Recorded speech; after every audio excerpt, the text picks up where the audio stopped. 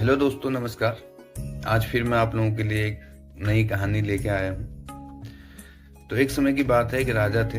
उनके राज्य में जो मंत्री थे वो काफी समझदार, बुद्धिमान और राजा को सलाह देते रहते थे, जिससे कि राज्य उनका खुशहालमय चला था। तो राजमहल के नजदीक पे ही थोड़ा दूर एक मंदिर था जहाँ साधु संत रहते थे, सत्संग वगैरह करते थे। तो मंत्री जी को जब भी समय मिलता तो वो भी मंदिर में जाके साधु संतों के साथ सत्संग सुन लिया करते थे। और उनने अक्सर वहां देखा कि साधु संत लोग बात बात पर कहते रहते कि भगवान जो करता है अच्छे के लिए करता है, भगवान जो करता है अच्छे के लिए करता है। तो ये बात उनने अपने जीवन में भी माननी शुरू कर दी थी। खुद भी वही बात को मानने लग गए थे कि हाँ जी, साधु लोग कहते हैं और वो अच्छी बातें बताते हैं सत्संग में, तो भगवान जो करते हैं अच्छे के लिए करते हैं।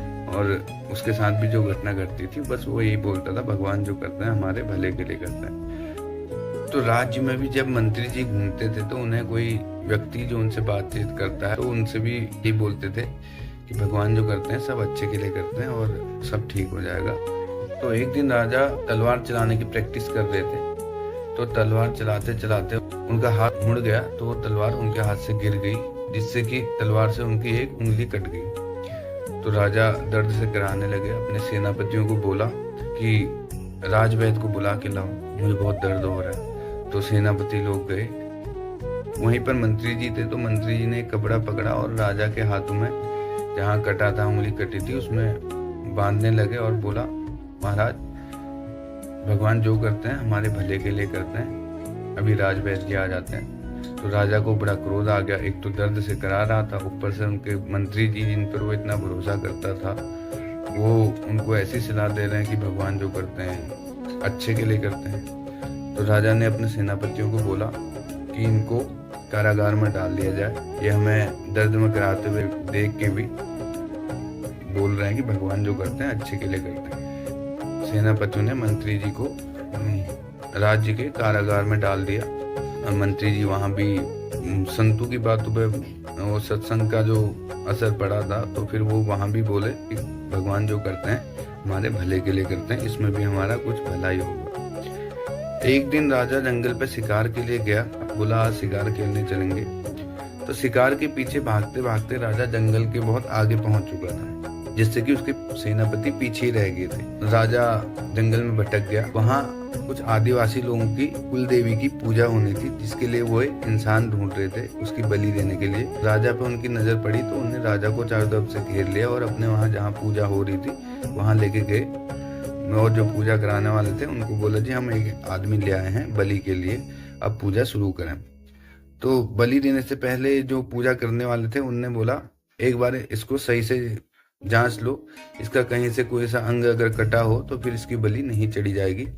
उसके लिए सही जिसका कोई अंग कटा ना हो वो इंसान चाहिए। तो उनने सही से उसको जब जांच करी तो देखा कि उसकी तो एक उंगली कटी है। उनने जो पूजा कर रहे थे उनको बताया, जी इनकी उंगली कटी है। तो आदिवासी समूह का जो हेड था उसने बोला, नहीं इसकी बलि नहीं चढ़ेगी, इसको छोड़ दो।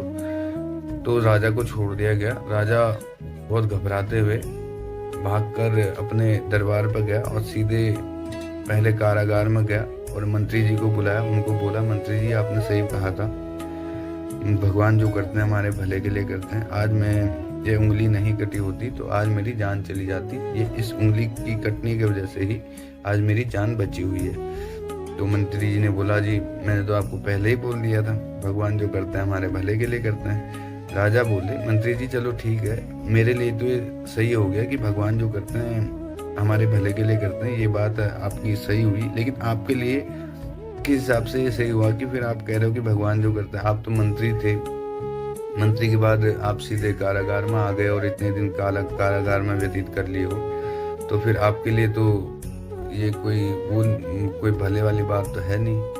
तो मंत्री जी ने राजा को बोला कि हे राजन, अगर जब आप शिकार के लिए गए थे तो मैं भी आपके साथ में होता, और जब वो आदिवासी आपको छोड़ देते आपकी उंगली कटी होने की वजह से, फिर मैं आपको ढूंढता हुआ आता तो फिर वो मुझे पकड़ लेते और मुझे देखते और मेरा कोई अंग कटा नहीं होने की वजह से वो मेरी बलि चढ़ा देते। तो ये मेरे लिए भी सही हुआ कि आपने मुझे कारागार में डाल दिया और मैं यहीं रह के बच गया।